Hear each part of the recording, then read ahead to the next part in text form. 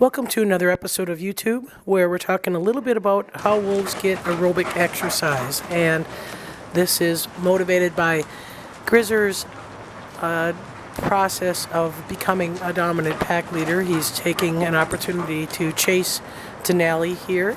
Denali is faster than Grizzer, so there's really no real issues of Grizzer catching him, and Grizzer actually is not a very physical dominant male. He typically does not engage in dominant biting, muzzle biting, or pinning wolves to the ground like Shadow did. Grizzer is more of a body posture, eye contact, chasing kind of dominant male. It still has its effectiveness. You can see Denali here kind of nervous, running around. Aidan wants to get involved, but he knows that if he gets involved, he's going to get redirection from Maya. And Maya does redirect, as you see here. She comes over and, because of the excitement of the chase, comes over and shows some dominance to Aidan.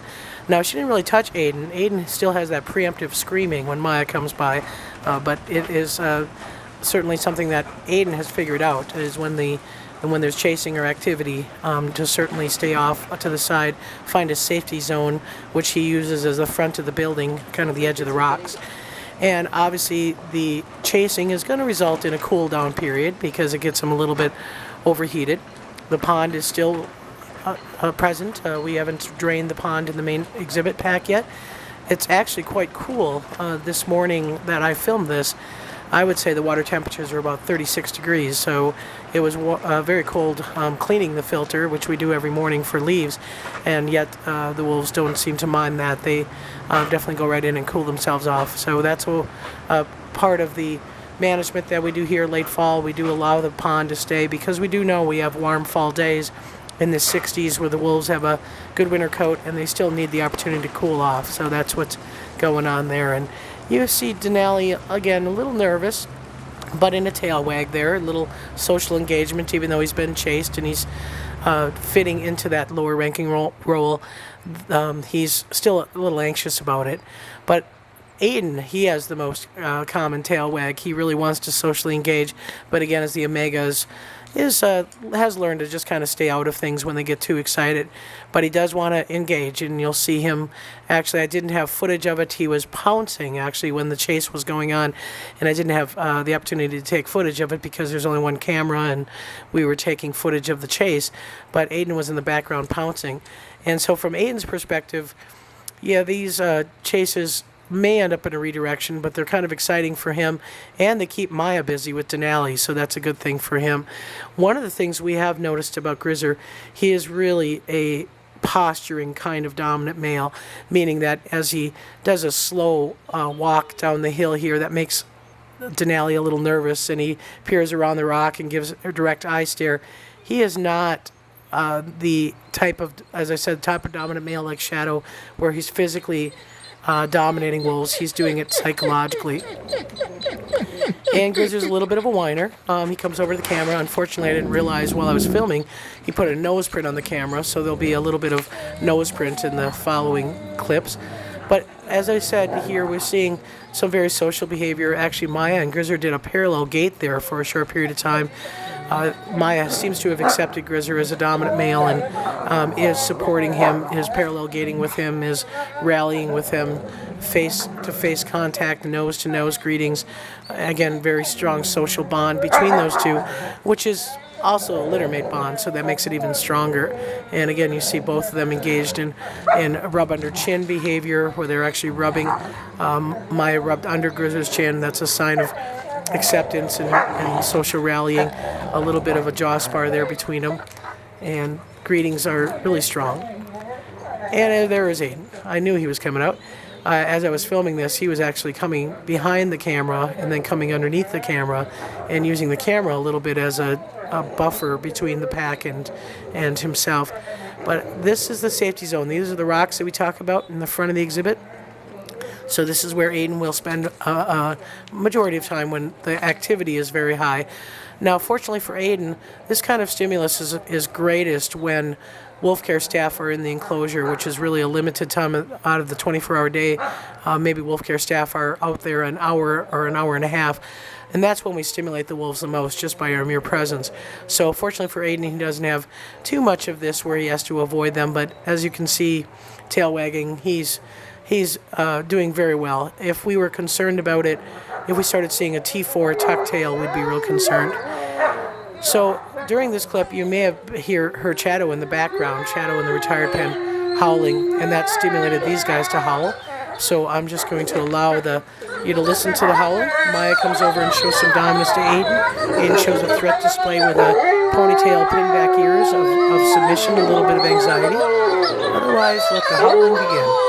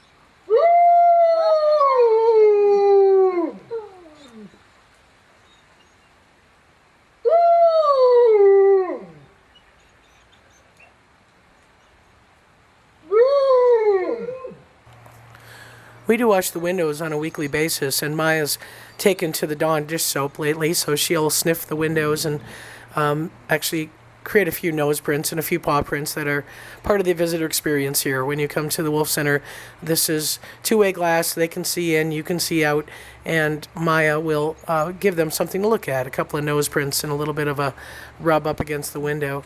And so that's the front of the exhibit, and certainly that's where Aidan and Maya will be up next to the windows there quite a bit.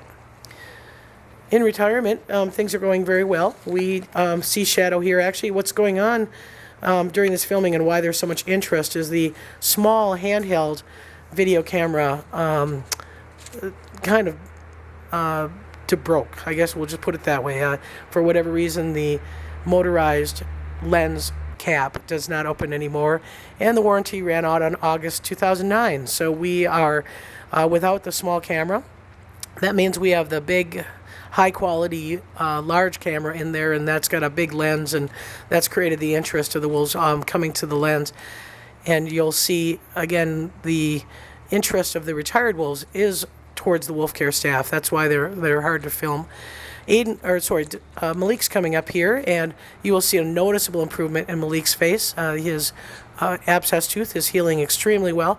We still will continue the antibiotics for another 10 days just to make sure that we've taken care of that infection, but it's really healed up well, and that makes us relieved. It's always hard to watch older animals with any kind of abnormality. And if you ever have trouble telling Malik apart, there's a good example here of what how he is different than Shadow. In the middle of his face, he's got this raised hair colic. And if you ever get photos of him or see him close up, you're going to see that. And again, here's footage from the surveillance camera. No audio. We have yet to be able to be in there when they howl. When they usually howl after we leave.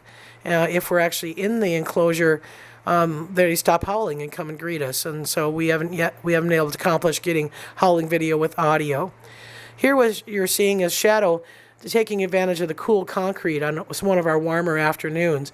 And actually Malik comes by. He dug up a piece of chicken, a cache piece of chicken, is going to walk by Shadow with it. We are still seeing some issues with Shadow not eating as well as we'd like. We work very hard on trying to get him to eat every day if we can. But he's doing okay. I mean, it's not a concern yet because his body weight is good. It's just it takes some time. And wolf care in retirement means that you do it on the wolf's terms. However long it takes is however long it's going to be as far as getting him a meal. And we have also been really watching the video to see if this time of the year we typically see more aggression starting, and so we're watching the video very closely to see if there's any conflicts between these two. And we are just not seeing conflicts. We are seeing animals who rest together, who interact well together. We see, as we watch Shadow lie down here, an animal who seems to have really good hip condition. He doesn't appear to have any problems laying down. They certainly can climb this den without any trouble. They sleep on this den easily in close proximity to each other and are very relaxed. You can see Shadow in his crossed leg position.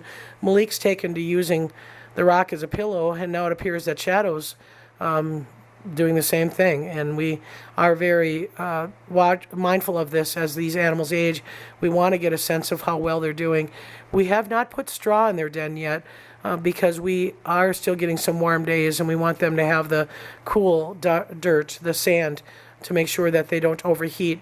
With wolves, overheating is much more of a problem than coolness, and they have a good winter coat, and so they're really prepared for winter and have a real good condition. I would say that overall, Malik is probably a little bit easier to manage right now because he does eat whatever you put in front of him.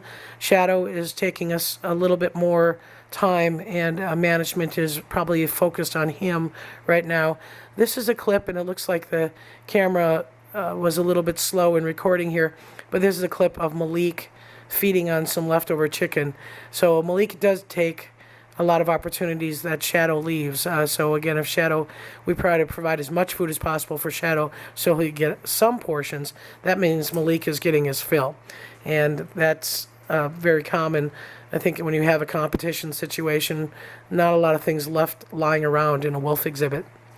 So that's about it for this week's YouTube, and hopefully you enjoy watching the Ambassador Wolves as much as we enjoy filming. Thanks again.